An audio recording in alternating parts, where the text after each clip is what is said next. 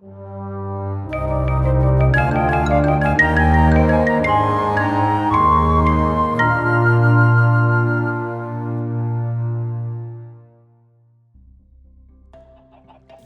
everyone and welcome back for another episode of Minecraft Bedrock Survival. In today's episode we're going to be having a look at Cobblestone Generators. Now, similar to an episode we did about a month or two ago where we did our ultra slim chicken farm, I was inspired once again to do this episode by watching an episode of Avomance. I will pop a link to his videos in the description below. He is an excellent Minecraft YouTuber and I highly recommend that you go and check out his channel and subscribe as well, because he is absolutely awesome in the stuff that he builds. So today's episode we're going to have a look at a couple of the cobblestone generators we have here and have a look at my take on the cobble generator that Avomance demonstrated. So to start off, let's have a look at the absolute basics of the cobblestone generator. Now this here is the very first cobble generator that I ever made in this world, and it's just here in our little base underneath the ground here, and it's made by combining lava with water. And this is a very simple circuit which has a little timer in the below. I've just put some glass in here as well just so you can see it working, and all it is if I knock that out there, you'll see there's a piston, and when the block is removed the two here combine and form cobblestone. So what I'm going to do is I'll quickly just activate this. Ooh, sounds like there's some enemies nearby.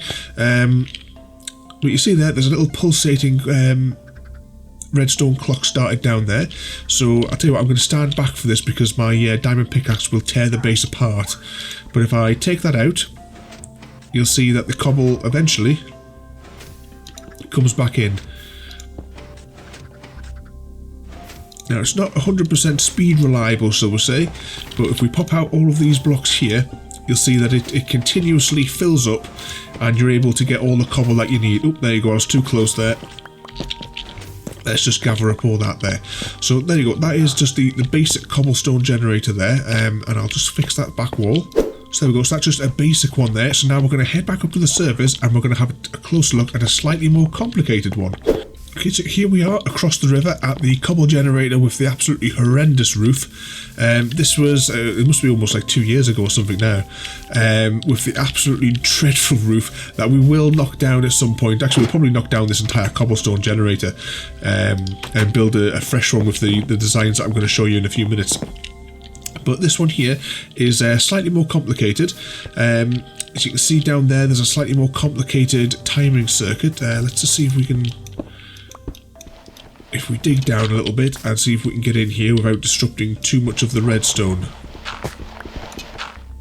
Of course, I did bring a shovel with us, didn't I? So you can see there's a little bit of complicated redstone for the timers for this one. Let's just get a little bit of dirt to get out of here. And the way this one works is you have a lever here, you turn that on, and if we look through the gap there, you'll now see that there's a timing mechanism going on, and this is for a set of pistons which push down from the top. And this one, you'll see, is long enough so that we can use our pickaxe to its full potential. And so we've got the water on this side, and on this side here we have the lava. So if I just stand in here, in this little space here, hold that down, and you'll see you just gradually, the pistons keep pushing down, more and more keeps forming.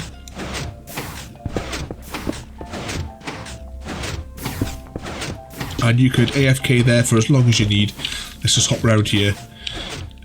And you'll see eventually, there you go, all of the cobblestone then reforms. And we get a little bundle of it in here. Right, so let's turn that off.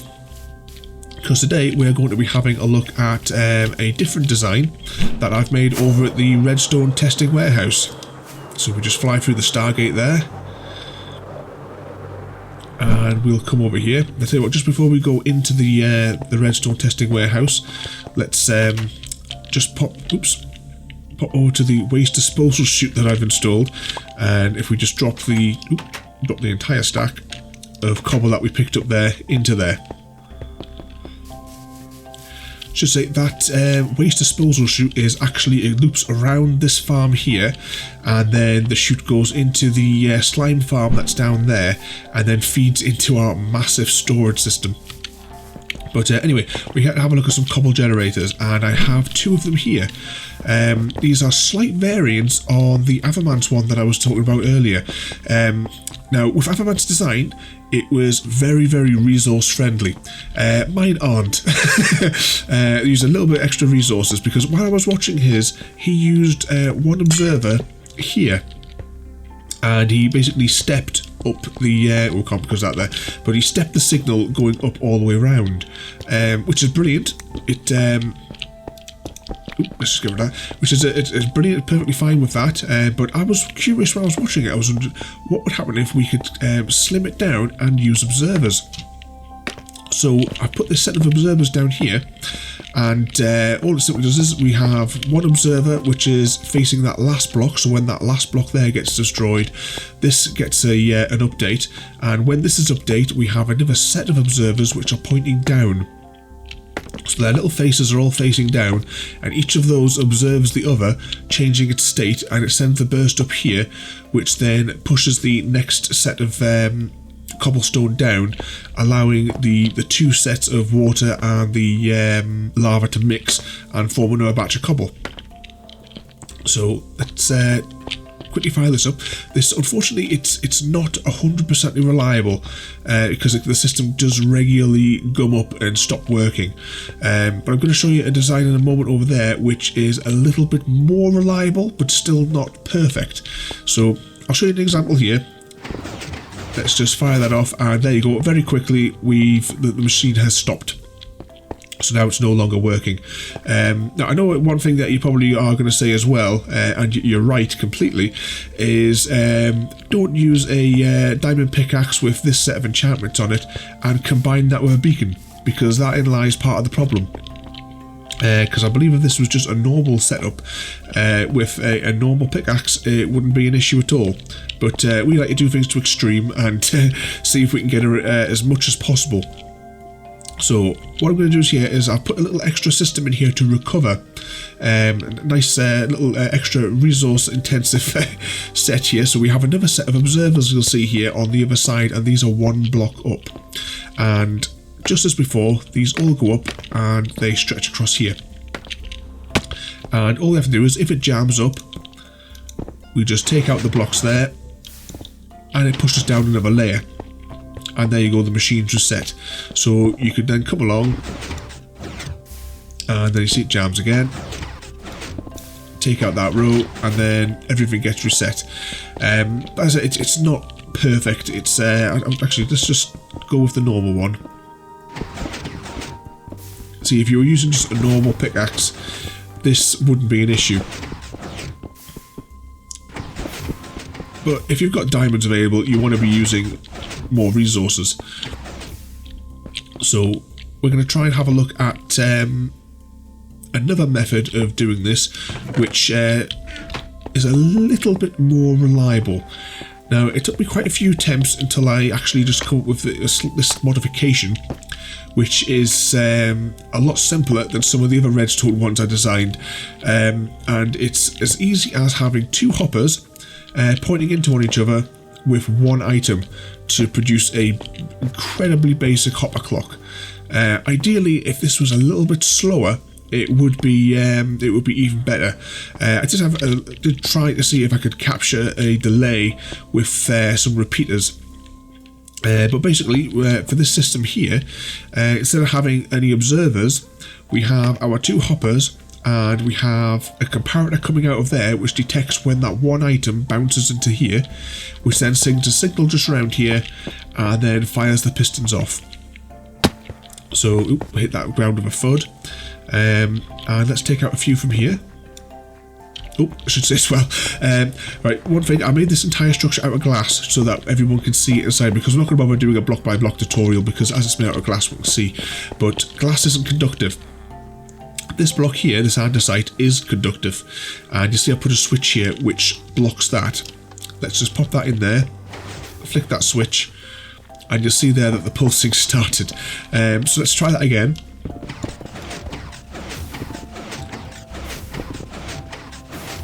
And there you go, you see that is far more stable.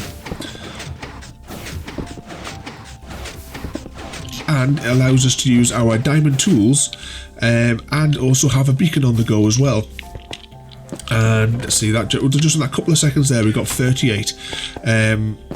See, I thought there was a missing block there, but it's because of that glass. Tell you what, let's quickly fix that. There we go, that's fixed there, so it looks normal. What I'm going to do now is, well, first of all, I'll do a very quick tour. And I'm not going to do a block by block tutorial because it's pointless. Because you can see here exactly what we need. The space is 4 blocks across. We have a set of hoppers which are all pointing into one chest, or it can go into a double chest or any other storage system you want. We have one gap here where we can just stand in front, and that allows us to have the reach down to the back there. And you'll see here we have the lava and the water are at 2 different elevations.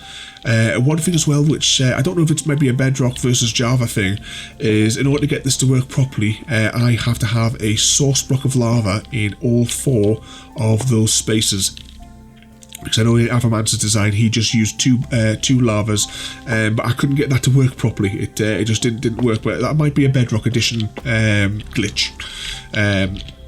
So for that we need, as I say, the four lavas, 4 waters, the water in a 3 high gap, and the lava in a 2 high gap that you can see here if we just scroll down there a bit. So you can see there the shape of it. It's incredibly easy to build, and these as well are just regular pistons. These are just the regular pistons, not the sticky pistons. And of course, as I said, you need the 2 hoppers, 1 item jumping between them, then you've got a comparator, and then I put 2 repeaters just to see if I could capture any sort of extra delay out of that. I'm not 100% sure if it worked, but this setup does. You might just be able to get away with just the redstone on its own. And for the other design, if you want to use observers, as I said, this is not a very reliable design, so I probably wouldn't recommend it, but you don't actually need observers all the way to the top here. You can get away with just that, and then putting the redstone here, but just for a little bit of keeping it sort of like symmetrical and lined up, I'll put in the extras. And I'll quickly show you here as well, just this is exactly the same on the other side, except it's 1 extra higher. So you come out here, you pop your observer facing that way, so the red dot is facing there, and then it's really easy to put in the other observers. You're just simply coming on top and hopping up, and put a dab of redstone across there. So right, what we're going to do now is I am going to attempt to do 60 seconds on each of these. There may be a bit of an odd cut, and that's simply going to be because of this machine, because sometimes it runs really stably for ages when I was testing this yesterday, and sometimes, like when we were just playing before, it's an absolute nightmare and it keeps on crashing. And we're going to use the diamond pickaxe here with the unbreaking, the fortune 3 and efficiency, and we have our which one is it? There it is. So, and we also have haste 2 activated on the beacon here, as well as everything else.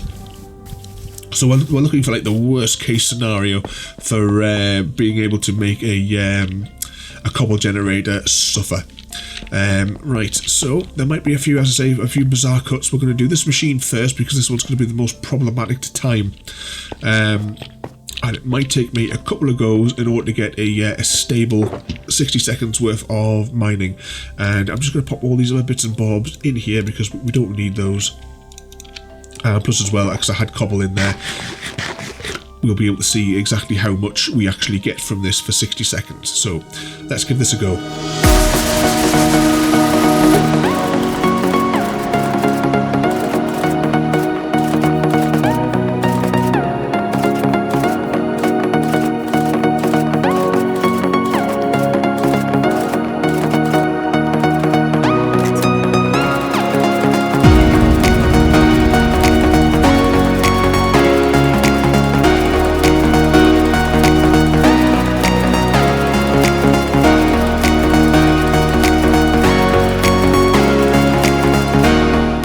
Okay everyone, the results are in. Now we have a massive issue with this one, is I've tried it about 10 times and cannot get a stable run out of it. Each time I did a row, and then I was actually even actively clicking. I was waiting for the line to form and come down before I was actively clicking again. So AFKing at this type is a waste of time. because it'll just stop and it won't work unless you had like a really obscure array of checks. But yeah, it's not going to work properly. I was continuously having to knock out this block here to send the second signal to this observer to get them to push down again, and as a result of that we got 1 stack and 56. And from our other one, where we were able to get it straight away, first time out, just for having this little clock here, no fails, it simply just kept on pushing it down. And from this side we got 2 stacks and 28, so it's a little bit extra, but at least on this version you can AFK, whereas this one here you have to be actively working to use it really, because it keeps on getting gummed up. Now I'm going to actually do another attempt with this iron pickaxe to see how many we get, and if it affects the tell you what, right, let's pop these. We've already got a load of that in there, right. For the statistics, we will use these chests over here. So this one here is with the diamond tool, and let's gather those.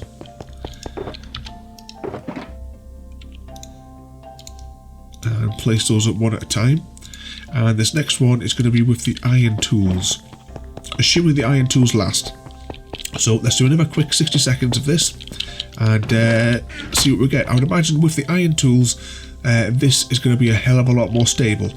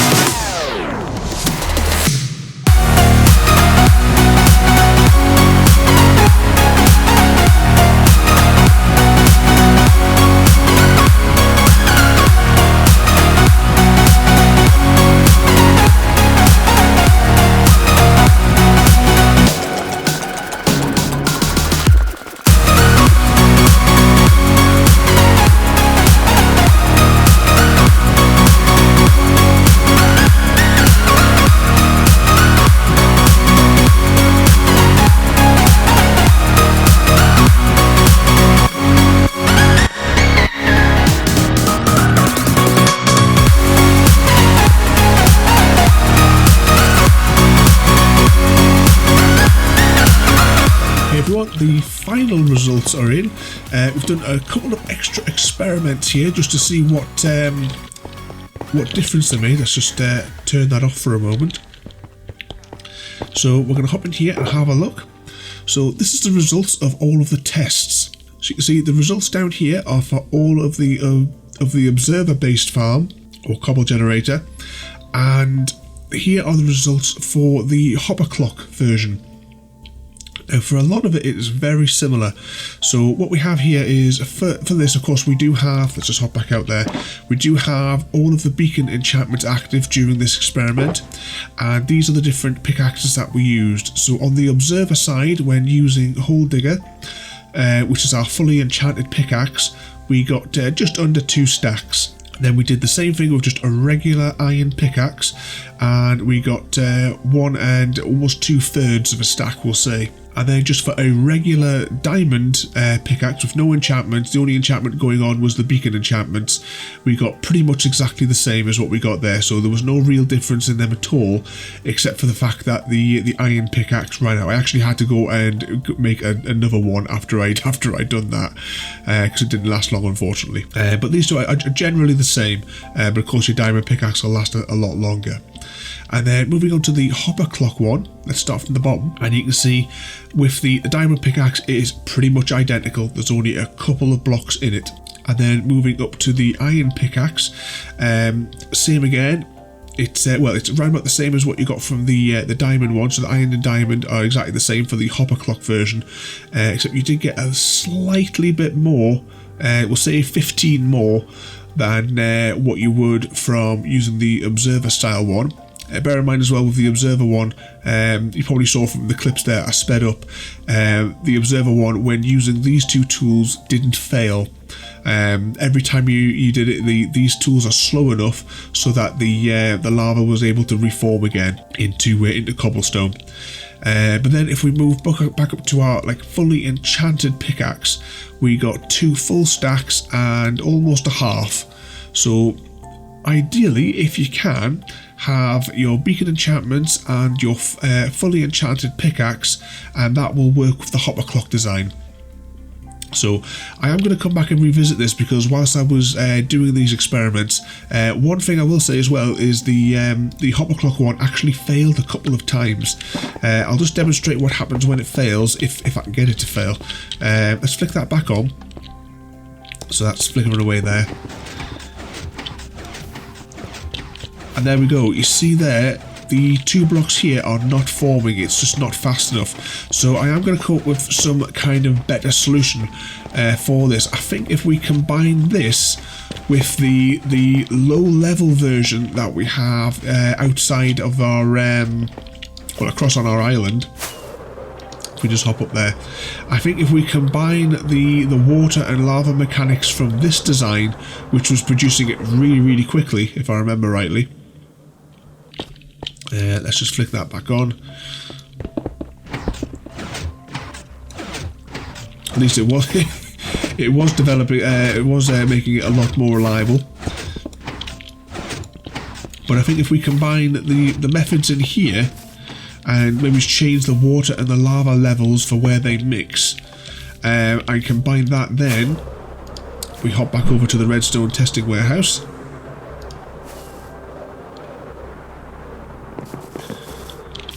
Combine that with the functions of this one, I think we'll be able to make a really stable one here for Bedrock survival.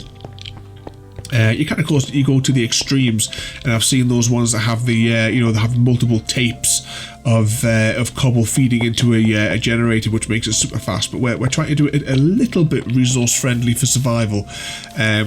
Of course, this one here is not particularly resource friendly because you need to build all the observers. This one's a little bit better. You still need a trip to the Nether for the parts.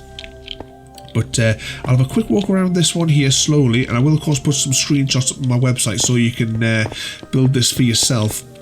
So have a look around here. You can see there it's just basically the inner structure is just 4 blocks. It requires source blocks in all 4 of them, and then of course we have the comparator, 2 repeaters, a handful of redstone, and some regular non-sticky pistons. And then of course you've got your 2 hoppers with 1 item bouncing back and forth between them. And for the other one, it's basically the same, except it has the observers shooting up here. And so there we go. Oops, hit the ground with a thud. I hope you enjoyed that little look at there. I think we will revisit this because we want to rebuild that cobblestone generator over there. And I think we'll do something with that combined with this in a later date. I just need to do a few experiments in our testing world. But anyway, I hope you enjoyed that. Don't forget to rate, comment, favourite and subscribe. And I'll see you all next time.